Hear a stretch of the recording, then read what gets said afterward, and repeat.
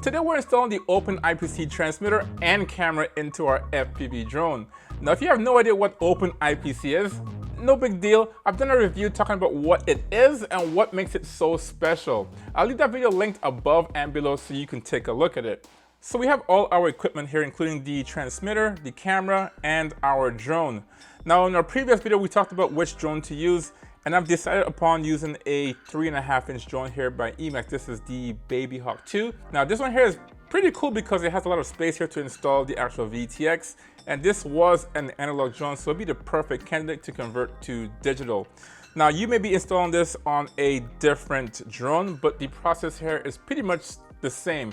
And we're gonna break this down into two parts. One is just the wiring of the actual camera and VTX, and secondly is where to mount this on the drone. And that's gonna be the same for any drone for that matter.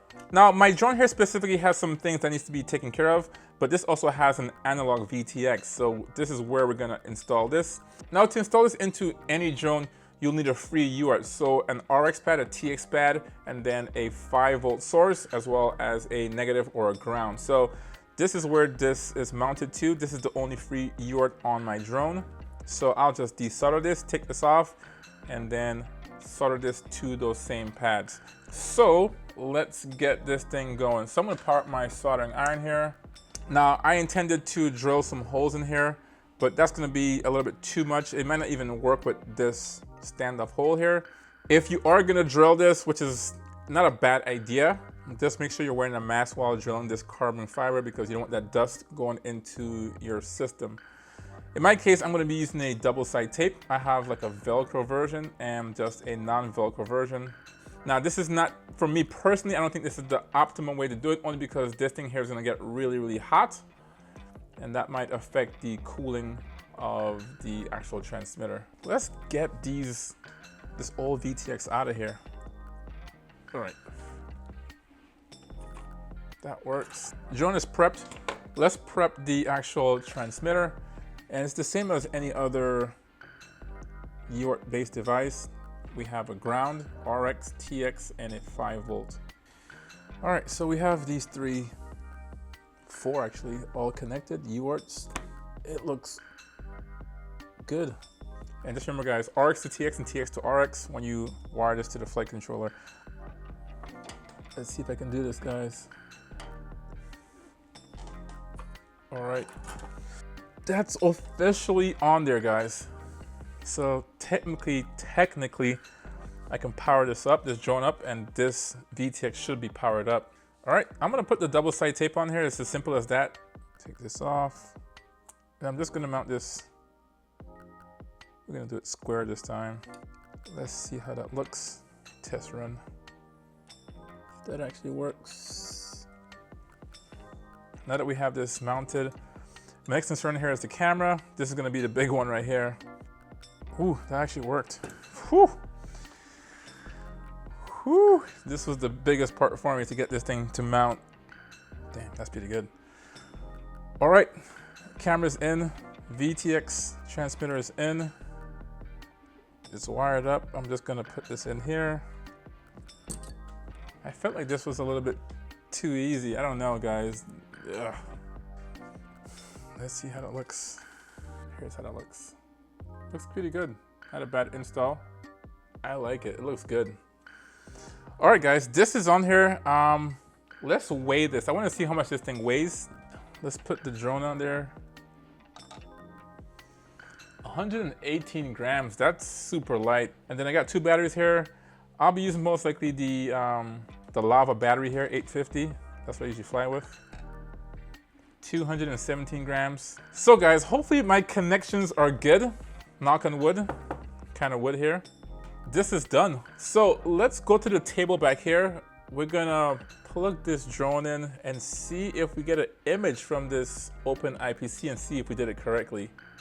All right guys, we're back at the table here. We have our drone, we have our VTX, our Open IPC in here, and our camera in the front. I'm kind of pleased with the installation of the camera here, so that worked out pretty nice, guys. Anyways, the time is here. Let's plug this in and see if this whole system here works. Now, before we do that, we have to download an app to interact with this VRX, or this receiver right here. The one that they recommend is the FPV app, FPV. And here it is on the GitHub site right here. Now, as I said before in the first video, this is only for Android phones or tablets. So if you have an iOS device, there's no app at this current time. Now that can change in the future, but for right now, you gotta have an Android device. So here it is right here on the GitHub website. And obviously, if you search this in the App Store, you're not gonna find it. You have to sideload this onto your device. So here it is right here. You have all the apps, all the information, the readmes. Pretty cool. And I have already installed this on my phone. So let's fire up the app first. All right, I have it right here. It says FPV app 0.19. We're gonna open that up. All right, so this thing here is recording, and as you can see, it says no compatible Wi-Fi adapter found. That's fine, nothing is plugged into here, it's just the phone. I have my fan right here because this thing is gonna get warm. I don't know how warm it's gonna get, but I don't wanna fry it, so I'm gonna put my fan on. Okay, so I'm gonna plug this in first. We have our VRX right here, and you simply have two USB-C ports, one on each side. This one here is for the power. Also, the side with the XT30 is the side for the power, so you can power up this device either one of these ports right here. And the other side, this goes to your USB-C that goes to your phone. You have it plugged right here. In either case, we're gonna use a 4S battery. I have one here for my drone and one here for the VRX. I'm just gonna plug this in right now. All right, and we have an LED light on. You can see that is a red light. And we're gonna plug this into the phone and see if there's any difference, any change.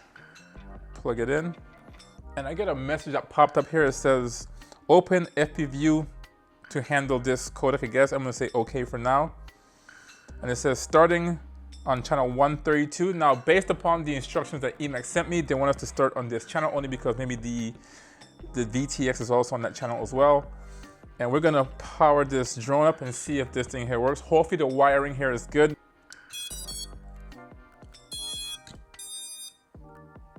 Nothing. I don't know how long that's gonna take, if it even works. There it is right here.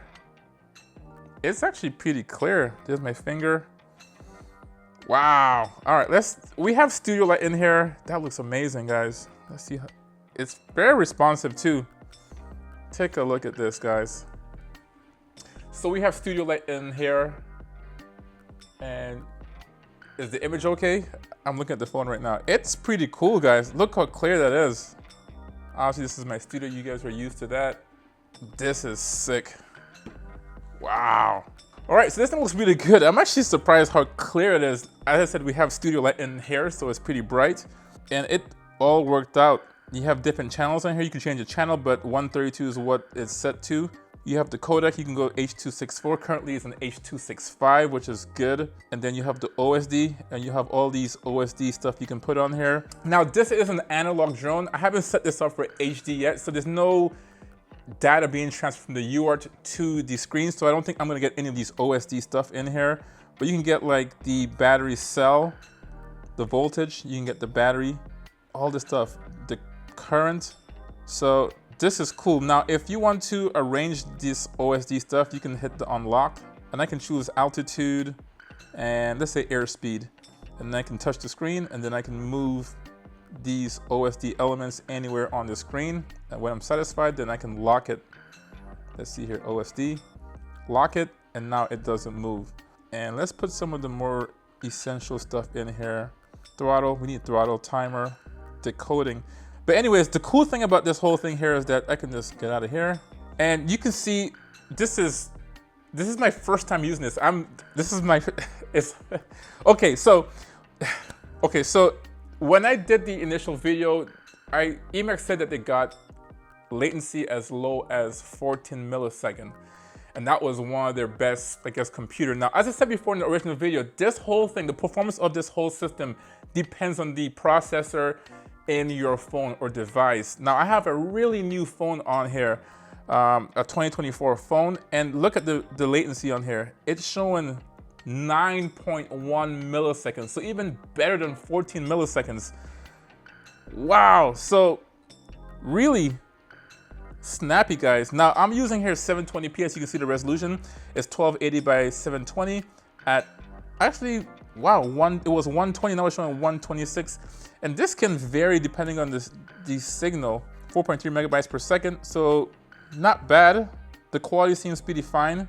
I'm not gonna mess with that. Now, EMAX says that obviously this is all bandwidth. So the more information you're trying to put through that bandwidth, the slower or the worse your performance is gonna be on your phone or VTX or VRX, I'm sorry. In my case, this is not too bad, 1280 by 720p at 125 frames per second. That's freakishly fast. If I put this on the floor or I try to reduce the signal, it's still 9.1. I guess we can do some testing once we fly this thing.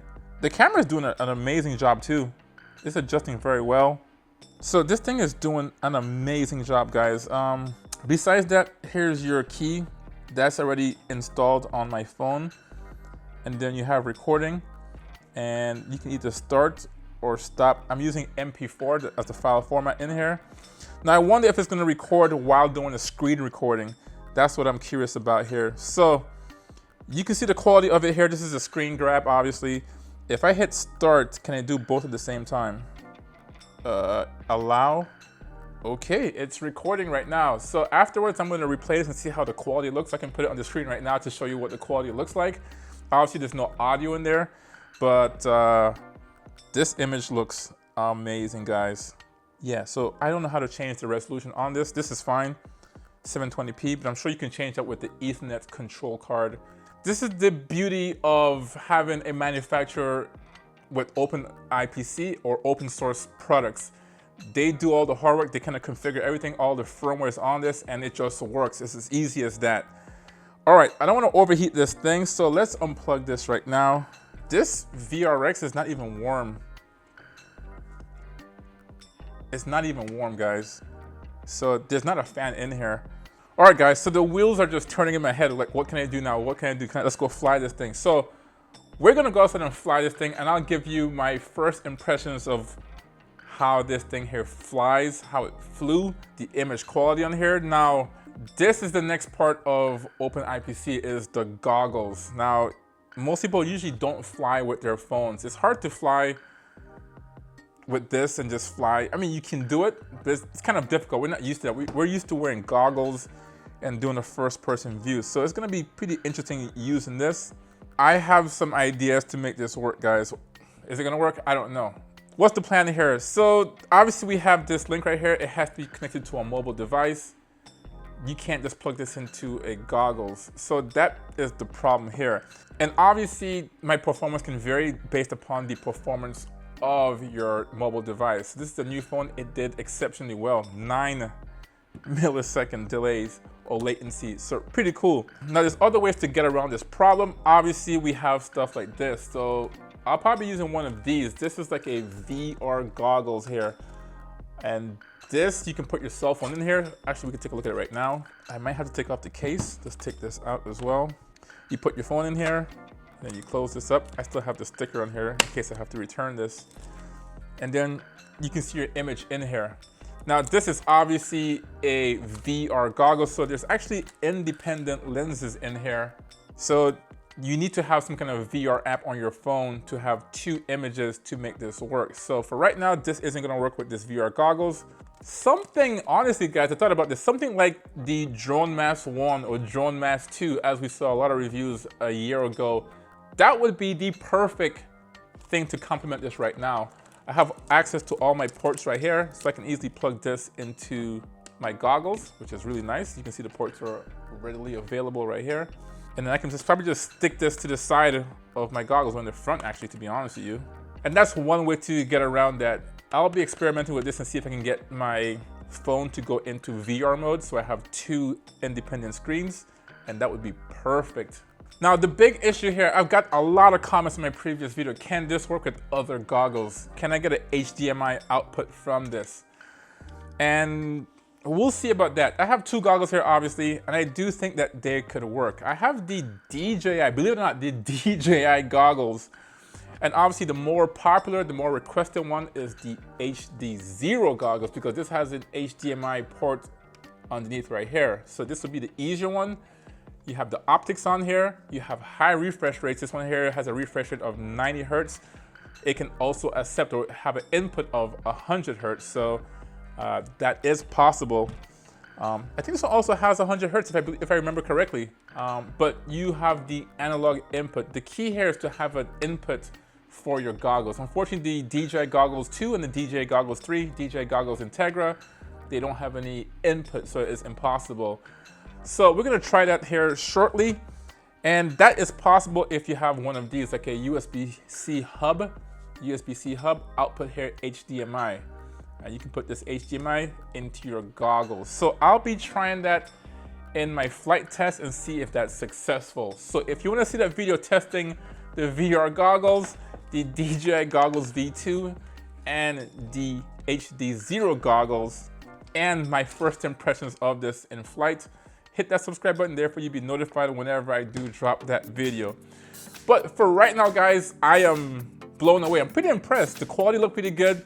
If these numbers are correct, the latency is really low. But there is a caveat, it is a new device. So the more powerful device you have, the better the latency. And I don't know if that's gonna go away if I fly further, behind buildings, behind objects, interference. So we'll see about that once I go for a test flight on my next video. So anyways, thanks for watching, and I will see you in the next video. Peace.